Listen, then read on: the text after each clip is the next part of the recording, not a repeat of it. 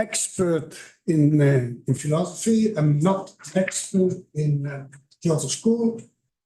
I'm a scholar in Zen studies, and especially as Enrico told, on Dogen,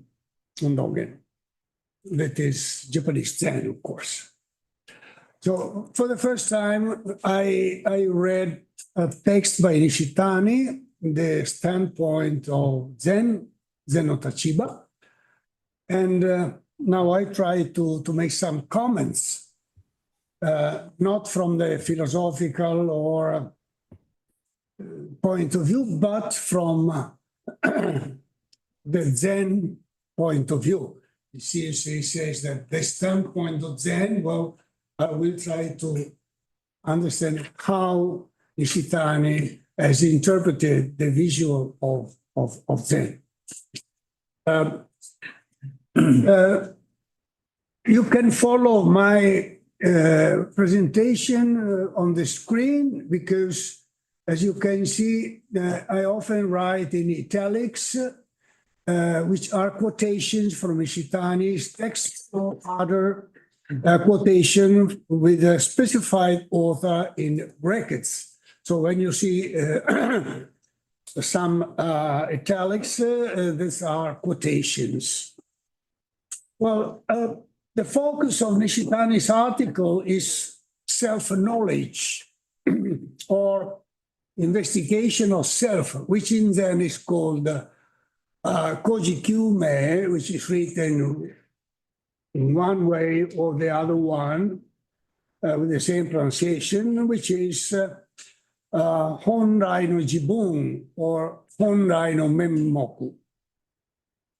Actually, it is a very important topic since, as Nishitani says, seeing through to one's own self-nature comes to have the meaning of becoming Buddha. So this means that you realize the knowledge of yourself, you have enlightenment. So this is a principle that is largely accepted in Buddhism. That's why it's such an important topic. The insistence on research into the nature of mind by all Buddhist schools stems from the fact that mind, or shin, kokoro, coincides with the consciousness and self-consciousness, or put differently, coincides with the conception of self as a self-referential being. So when we speaking of self, we are speaking of the mind, actually, of Shin. So the quest for Shin, Kyushin, in other words.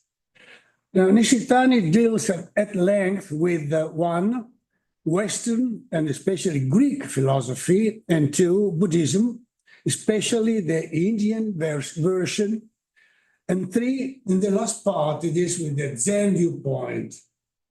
He compares the way of knowing oneself in the West with that in the East. But from the standpoint of the West, it does not, not only from a philosophical point of view, but he does it only from a philosophical point of view without mentioning other methodologies of investigation of self, such as psychoanalysis, for example, and so on. Besides, the Eastern approach, Buddhist and Zen, is also essentially based on a philosophical viewpoint. For example, with no reference to practice, which actually is an important part of the investigation of self in Zen. Sorry, I must change my glasses. As to this, I agree with Brett Davis, who says, quotation, according to Zen, however, to truly discover what the self is, we need a more direct path than mere intellectual reasoning. The best path to attain an intuitive knowledge of ourselves is a holistic practice of meditation. Brett Davis in Zen Pathways. Well, in general, it seems to me that the purpose of Nishitani is to present an ideal sort of doctrine, that of Chanzen, that resolves the criticalities, attitudes, and philosophical shortcomings of Western religious thought. This seems to be also the impression of Stephen Heine, who says Nishitani also maintains that Zen is an ideal tool with which to survey critically and to overcome self-reflectivity, Western thought, because it represents an excelsior or self-surpassing kojo attitude not bound to any particular point of view. A non-fixated ideology that exposes the origin of the forces that contradict and stifle the vitality of religion. This in history, history, and natural history, a postmodern view of Nishitani's philosophy of Zen. Well, I do not want to enter the discussion of the first part, the philosophical part, since it's outside the field of my competence. With regard to the second part, that concerning Buddhism, the discussion focuses mainly on the theory of Uishiki, consciousness only, or Alaya Vijnana, or Alaya consciousness, as cosmic consciousness, as Nishitani himself calls it. Here, it is interesting that Nishitani recognizes that, quotation, there are two possible ways to view the mind, cosmocentric and egocentric. And also that, quotation, the main axis of thought in the West has to this day been the egocentric way. And perhaps it doesn't say explicitly, but that Chanzen is the cosmocentric view. It seems to is intense. And he also says, the view of man in the West is to this day personal. Besides, he says, quotation, generally speaking, the Western and Buddhist view completely differ on this fundamental point. The Western view is based on a concept of person, whereas Buddhism, standing on the equality of humans with all living beings, bases its view on the concept of sentient beings, sattva. Now here, Nishitani's analysis is, to my view, somewhat too much simplistic, not considering Western religious experiences like, for example, mysticism, a subject well studied by Nishitani, by the way. It seems to me that this contrast of Western and Eastern views, though correct in principle, are rather too drastic. In fact, he says, quotation, at the root of this divergence is the difference between the way God is viewed and the way Buddha is understood, and correlative to this divergence in how the absolute is seen as a divergence in the respective views of man. But I think that the Christian God and the Buddha are not really comparable, especially in relation to the absolute. Are both God and Buddha to be considered as absolute? Question mark. Now, Nishitani says, we come into contact with something religious, eternal and unchangeable, which is called God, Buddha, or Dharma. I'm sure that there is knowledge that appears a religious knowledge. It is called enlightenment in Buddhism. This sentence is taken from On Buddhism by Nishitani. Now, can we consider Dharma, or Dharma with the capital letter, maybe something, as Nishitani says, something religious, eternal, and unchangeable, question mark? Is it the absolute, question mark? Now, a couple of quotations from Chan masters. In the state of illusion, there is Buddha and there is Dharma. But in the state of enlightenment, there is no Buddha and there is no Dharma, Wuxin Lung. Or this Dharma is the mind, and outside the mind, there is no Dharma. This is Wampo. So it seems the Dharma in the Chan tradition is not considered the absolute. And the final judgment by Nishitani is this. He, the West, places himself at the center of the world. In general, the comparison always remains on a theoretical, philosophical level and never on an experimental level. As to the discussion on Indian Buddhism, Nishitani deals with alaya consciousness as cosmic consciousness, or rather a cosmic unconscious, as he says. This is indeed true. And the same can be said of quotation, the minds which exist within all individual living things or human beings are individualizations of the great mind. And again, such an alaya consciousness lies latent at the base of the human mind and of the minds of the living things. And again, he says,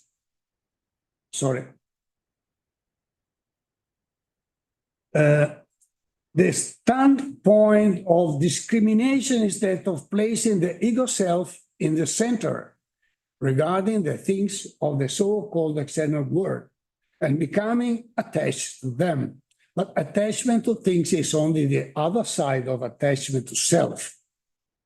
And ultimately, he says, when this discriminating mind is dropped, our own self-nature manifests the character of Buddha nature beyond the alaya consciousness.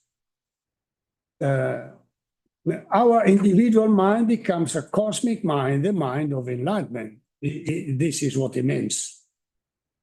Now, generally speaking, in Buddhism, the self is considered as not having independent self-existence, anatman. This is one of the great bases of Buddhism. This means that the self is not without existence, but that it is impermanent and not having an independent existence by itself. Said otherwise, the image of a concrete self is the production of illusion, since it is continually changing, being formed by the same five skandhas that continually aggregate and disaggregate.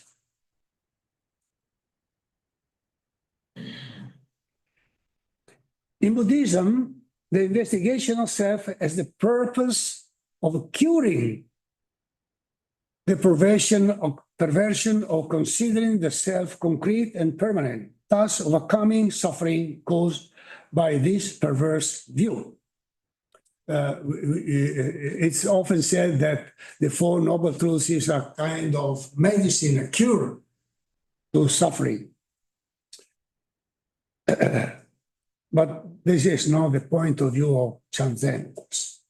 In Nishitani's detailed analysis, however, a fundamental element is missing that allows access to the standpoint of them. The fact that in Mahayana, alaya vijnana becomes Tathagatagarbha, which becomes Buddha nature, the show, and ultimately it becomes Honga, ab origin enlightenment. In fact, the Zen should be seen from the perspective of the Tathagatagarbha that coincides with Buddha nature. It is explicitly said in the Lankavatara Sutra that, quotation, the alaya vijnana is also known as the Tathagatagarbha and ultimately with emptiness or sunyata. All sentient beings are born with Buddha nature and have the potential to become a Buddha. Physical and mental defilements of everyday life act as clouds over this nature and usually prevent its manifestation. This nature is no less than the indwelling Buddha himself. Sorry. Depending on the school, the nature of Buddha or Buddha nature is a seed of potentiality that can be developed, for example, by means of practice. For others already, for other schools, it is already a fully manifest and complete reality, universal and all-pervasive. It depends on the Buddhist school. Besides, Awakening of Faith in the Mahayana, a highly influential treatise, posits the notion of one mind that has two aspects: the absolute, which is equivalent to Tathagatagarbha, and the phenomenal, which is Alaya Rishnana. Now, from the point of view of the standpoint of Zen, which is the part in which I am most interested. First of all, it is important to point out that in the long history of Chan Zen started in China around the second century after the Christian era. Depending on the schools and lineages, the conception of the self and the investigation of self has very different aspects. And it is difficult to trace all speculations around the subject back to a single approach. And any school has its own different approach. So, or any master, or any lineage, and so on. Anyway, in Zen, what is recognized as the self is the Shin, or the heart mind, and the search for it, or the understanding of its nature, is the key to investigation of self and reaching Buddhahood.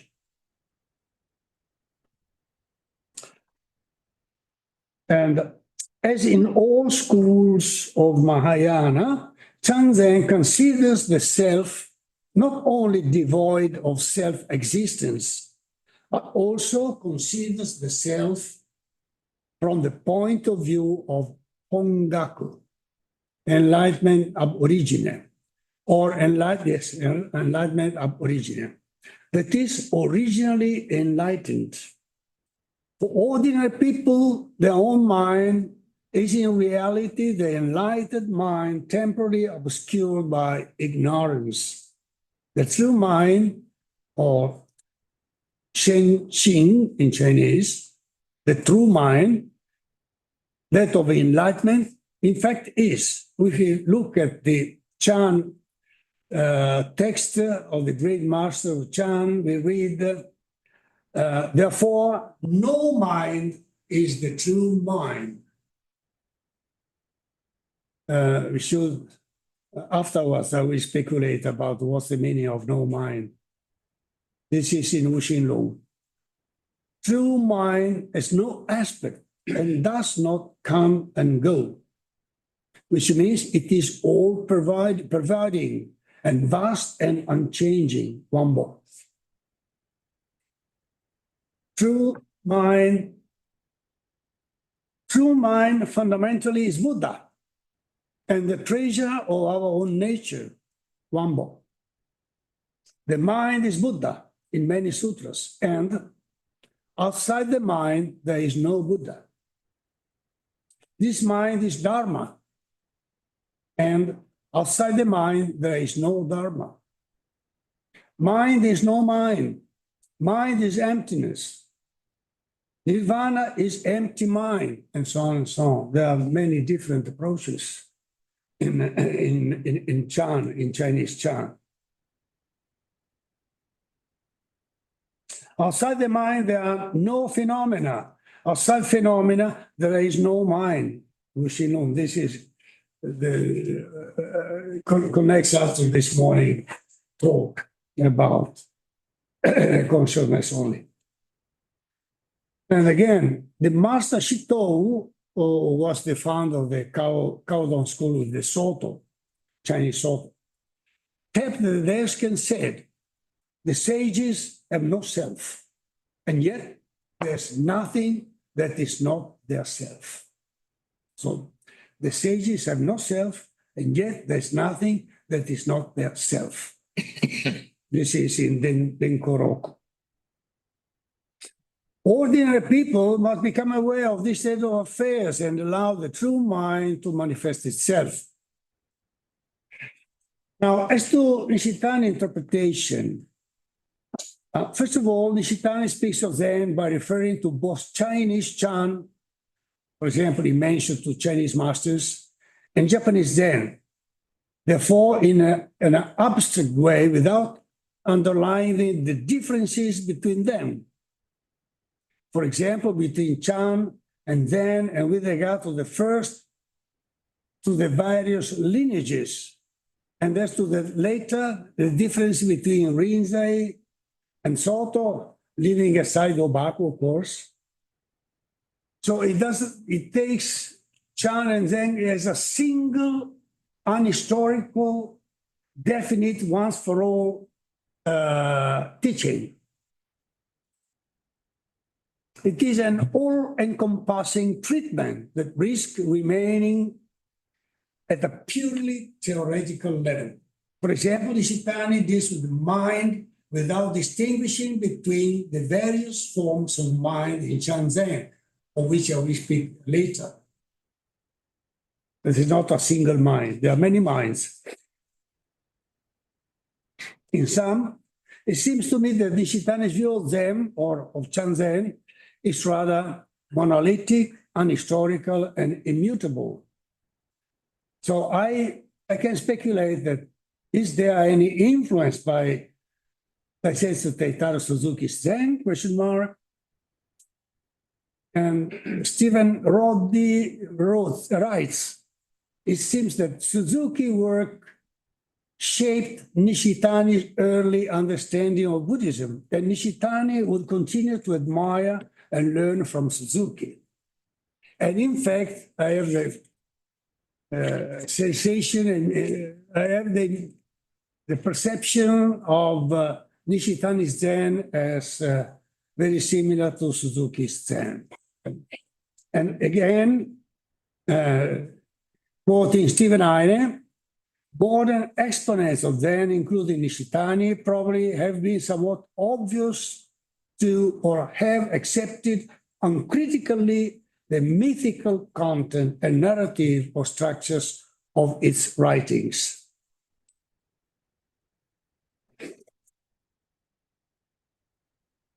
Besides, Nishitani says, quotation, Zen is the standpoint of directly pointed to man's mind, seeing into one's own true nature and becoming Buddha, and calls it completely free standpoint Zen.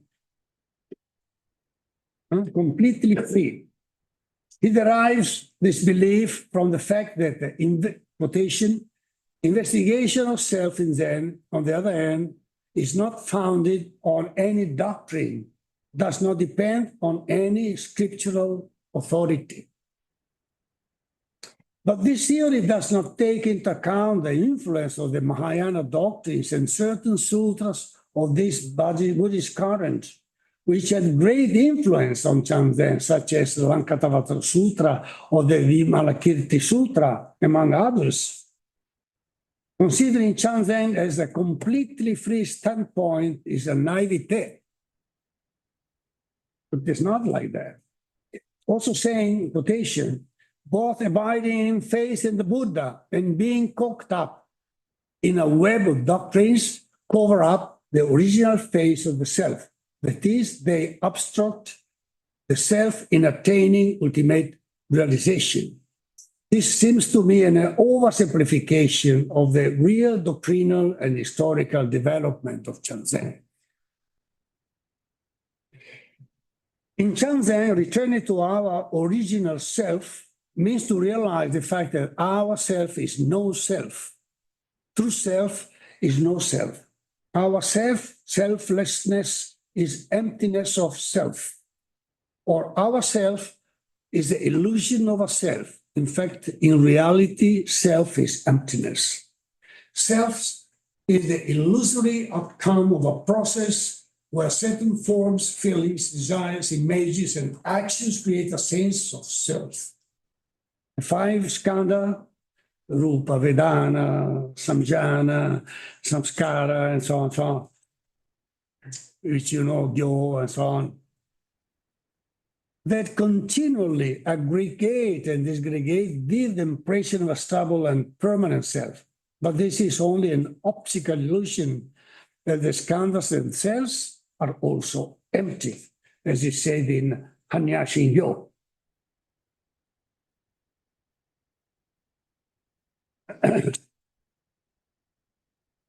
In Buddhism, the highest wisdom is to comprehend the dependent origination of the phenomenal world, making the perpetuity of the self of anything impossible. But most important, once one succeeds in realizing the emptiness of every phenomenon, that is, accept shunyata as the only possible truth, one attains enlightenment. Therefore, the goal is that of overcoming the idea of a self. However, overcoming the self must be done without a self. In other words, self-overcoming should not be directed toward any particular goal. In fact, many Chan and Zen masters consider all conscious attempts at self-cultivation only as an interference with this process. Even the willful attempt of self-overcoming must be overcome itself. Dogen notion of forgetting the self, Jiko Asururunari, in Genjo Koan is a clear stand in this perspective. For Dogen, awareness of self, which means forgetting the self, results in the realization of what he calls a true human body, Shinjitsunin Tai, the body that has been transformed through self-cultivation. But self-cultivation, which is practice, consists in letting go of the illusory idea self.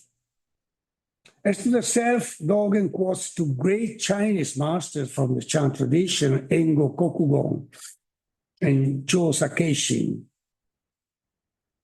Master Engo said, birth and death, coming and going, are the true human body. And Master Chosa said, the entire world of the 10 directions is the true human body. In this way, Dogen affirms that our true self is not an individual self, but a universal self, or cosmic self.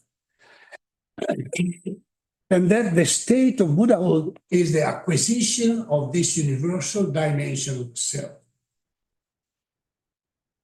For example, in Shobogenzo, Dogen says the entire world of the 10 directions is ourself. Ourself is the entire world of the 10 directions.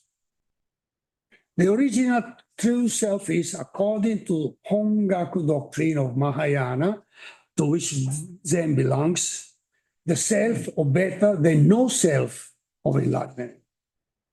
Reaching this no self means reaching our original state of Buddhahood. And the master Wambo from the Chan tradition says, this nature is the mind is the Buddha, and the Buddha is the Dharma. Turning away from the truth for a moment, everything becomes confused.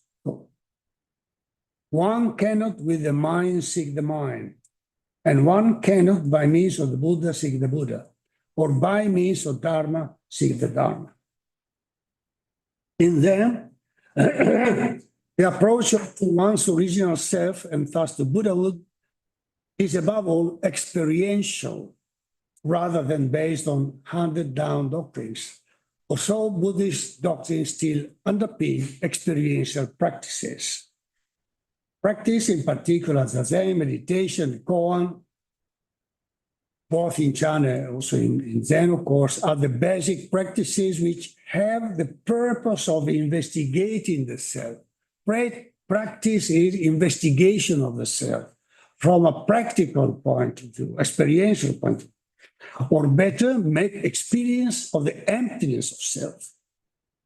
But Zen, in particular, is a prey of Kyushin, searching the mind, searching the self, because it leads to Buddhahood.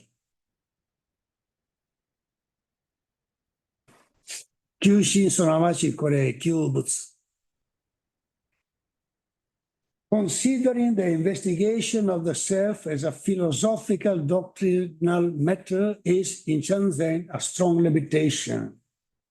Nishitani approaches the experience of the Zen, though not clearly stated, when he proposes the experience of, quotation, gazing at one's own face in a mirror.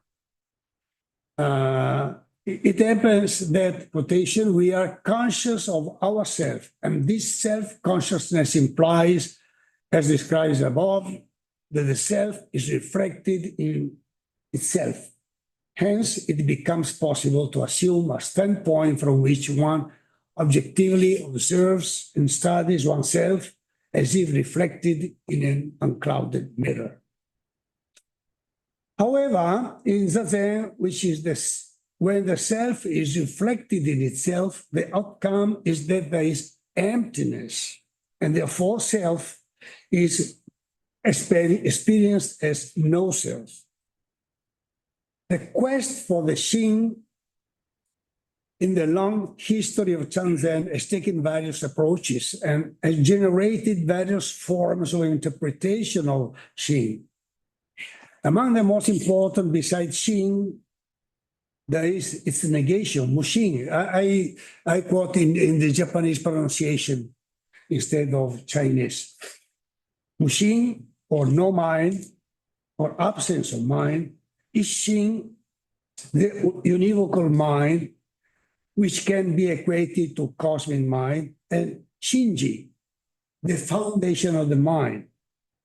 That is the mind that all sentient beings are originally endowed with, which is responsible for the production of the myriad phenomena. So there are many minds, many kind of minds in Shanzen. Therefore, not a quotation from one book. Not to stray from the univocal mind is what enlightenment is. What all these versions of the mind have in common, beyond their different designations, is that they all point to a universal and pure original mind, in contrast to the illusory and corrupted and limited individual mind. Even the absence of the mind, called Mushin, is nothing but the negation of the individual mind. So Mushin, or no mind, is a negation of the individual mind as such, or I can say the existence of an individual mind. So, for example, in Mushin Rong, the sentence says, quotation, therefore, the absence of the mind is the true mind. The true mind is therefore the absence of the mind. Now, ultimately, what is the outcome of the investigation of self in Shanzen? Question mark. We can discern two levels of self, individual and cosmic, just as Nishitani says. The first is ordinary self, and the second is enlightened self. As Nishitani says, quotation, the minds which exist within all individual livings or human beings are individualization of the great mind. Now, one, individual self or individual mind, what is it? Not having independent self-existence. It is the product of illusion, since it is continually changing, being formed by the five skandhas that continue aggregate and disgregate. This is, in the Shanzen tradition, the individual mind. not having independent self-existence. That is illusion. It is the true mind is no mind. Cosmic self. What is cosmic self or cosmic mind? True mind is no mind. So the cosmic mind is no mind. So in both cases, both the individual mind and the cosmic mind are no mind. As to the meaning of no mind, speculation is required because it's not an easy concept to understand. We can say that no mind means the absence of individual concrete existence of mind. That is, and the absence of an discriminating illusory mind, or put differently, the negation of an existential, individual, independent self. As to the true self, the famous Master Omori Sogen says in his book, Introduction to Zen Training, when we learn that this lump of red flesh and 5-foot bag of dung is really infinite and eternal, unlimited by anything, we are liberated from our limited viewpoints. What we call the sources of human personality, the true self, is said to be this kind of eternal existence, yet it does not exist outside the living body. This is what Omori Segen says. Now, I think I will stop here. I had another part from an historical point of view and a brief outline of how the self was seen in the Tang Song period in China by these various lineages and various masters, which are rather different one from the other. You see, but I think we have better to leave some minutes if you have any comments or if you have any questions on what I said up to now. Okay, thank you for the attention. Thank you very much.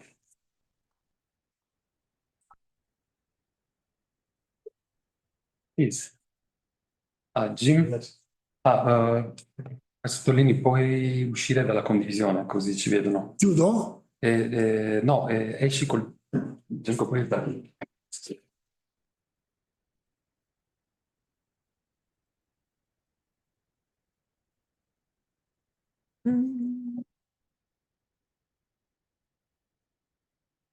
違う、これじゃない。これじゃない。違う、これじゃない。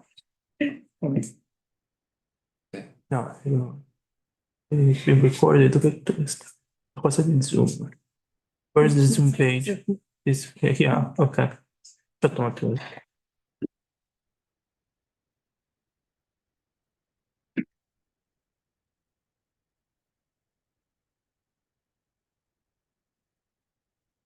Excellent. Oh, I see.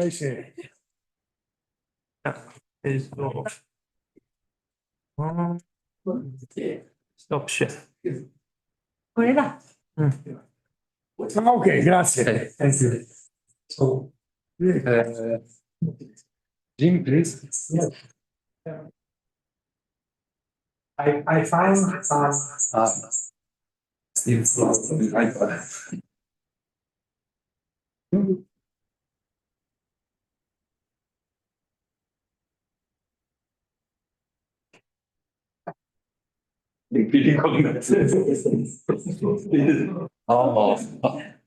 And I was really happy with the last part from Dogen.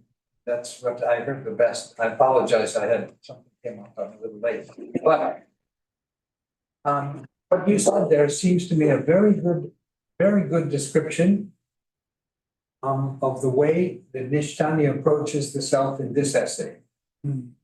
And it leads me to a question that I had this morning for John. And so the question is really for both of you. In this particular essay, there's something missing from the self, something big missing from the self. And Nishitani first talks about it when he's talking about Socrates. And he says, the investigation of the self. So at the beginning of the essay, Zen is about investigation of the self. He doesn't say there's more to Zen. He said that's what Zen is about. And then when he is finishing his Descartes section, he says, but the investigation of the self is not a starting point for asking about God or the world or other things or other people.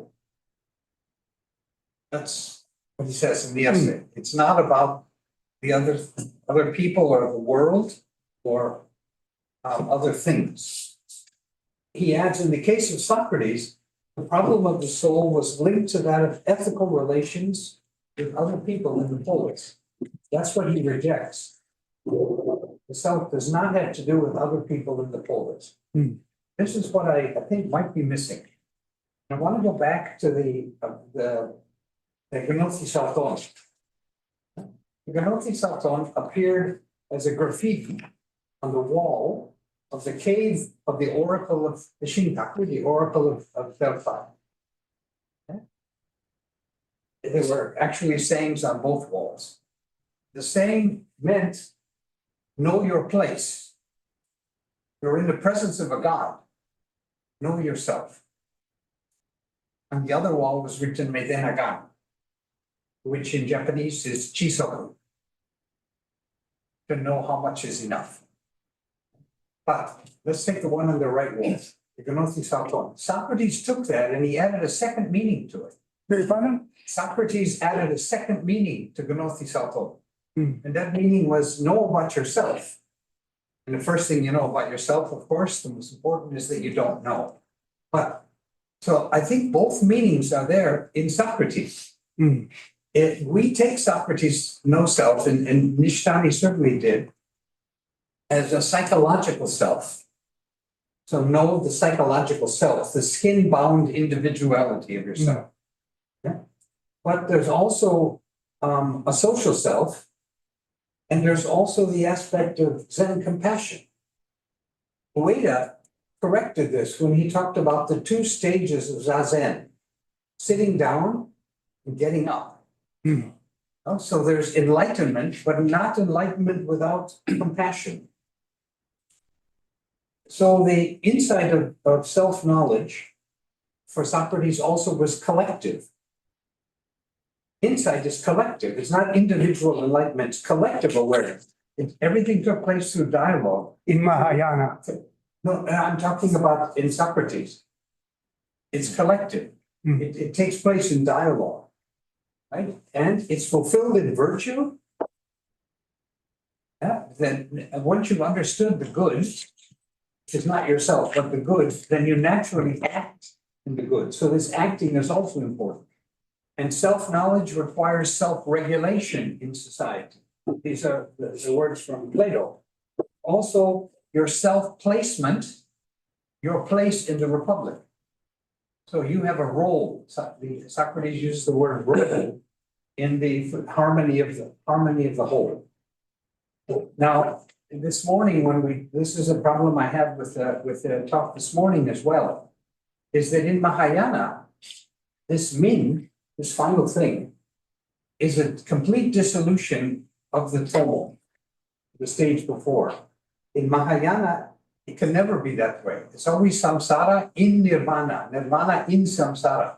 You can't have any awakening, you can't have any nirvana apart from the world of samsara. You can't have any min without the presence of shiki and kyo. The two belong together. So that's my question.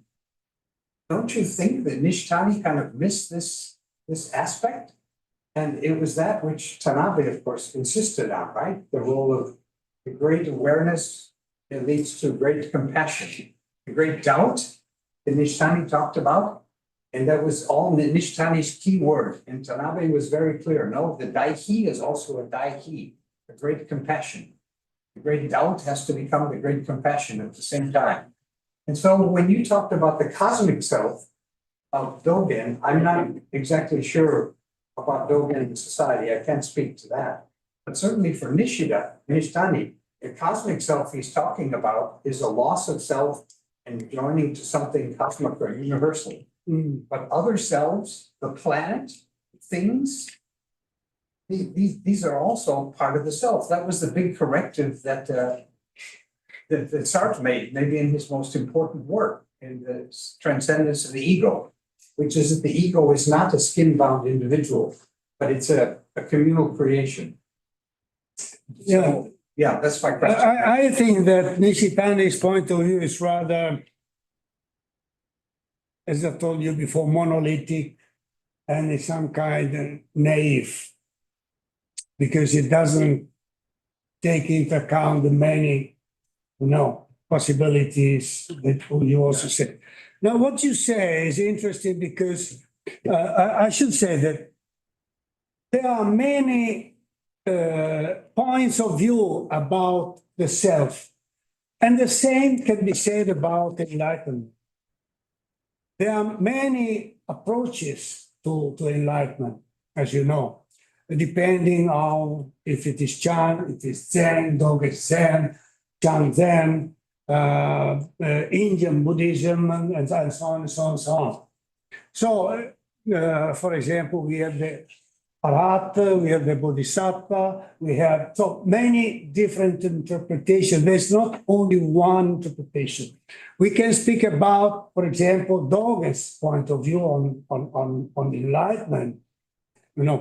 So from this point of view, of course, we are inside the Mahayana view. So with compassion and prajna and wisdom, which are the two bases of enlightenment. There cannot be enlightenment if there is no compassion and no wisdom. But actually, from the origin of the Buddhist doctrine, there is what they call in Japanese, they call it Sangaku, San Shui in Chinese. The three studies or the three pillars of Buddhism, which is, how do we put it? Shila? Kai, Sangha, Precepts. precepts, practice, and wisdom. So these are the three which must be practiced together. Okay. But wisdom comprises also compassion. So this is the point of view of let's say, Mahayana Buddhism, but also for Dogen. But there's something more to be said, something more. Because, of course, Dogen sticks to these three pillars, of course, giving great importance to practice and to precepts, and of course to wisdom. But not all masters give the same importance to the precepts and to practice. Any lineage has different balance of these three pillars, But the crucial point is still another, and it is what is enlightenment for in Dogen's view. We often have the image of something to be obtained through practice once and for all. But this is not the view of Dogen for enlightenment. It's not the outcome of doing practice and respecting precepts. They are very important. They must be done, but it's not the outcome. Not the outcome. And moreover, enlightenment is not something that starts in a certain moment and goes all the time. You must always, how can I say, feed your enlightenment for all your life. This is crucial difference. Crucial difference. So you must live day by day in enlightenment, behaving like a Buddha, like an enlightened man. It's a great difference in comparison to other views. You know, I'm reminded, when I think of why Nishitani misses this aspect. In 1981, Nishitani was here and gave a talk on the Butsukojo, the ascent to the Buddha. And I had just come back from Nicaragua, like a week before.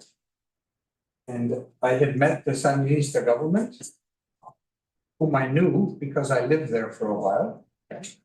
So I was full of this.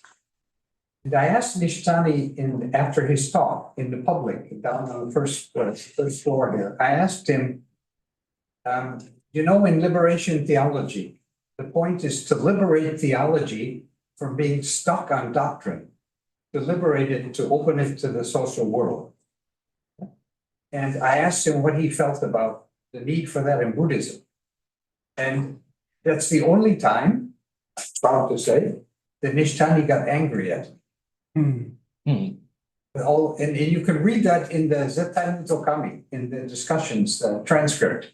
You can read a brief resume of what he said. And what he said was, all this Marxist stuff, this has nothing to do with Zen. And I said, but it's not Marxist. And he said, yes, it is. It's all socialism. So I think there's a bit of a residue from what he suffered after the war, those years that he spent alone, out of a job and so forth, when withdrawal from the social world. Right? And so even when he takes up the problem of I, thou, it's really the problem of the individual awakening of the other and the self, which is the same thing Nietzsche about. So I think that there's also something personal going on maybe in Nishitani. That's just my thought. Yeah, maybe. In Nishitani, also in Suzuki, also in others. Anyway, anything else? Last question, John, if you want. Yeah. So I'll try briefly to respond to, since the question, I guess, was addressed to me. And I find I didn't have time this morning to point out what looked to me like examples which indicate a kind of social conservatism in Nishitani, in the very first section.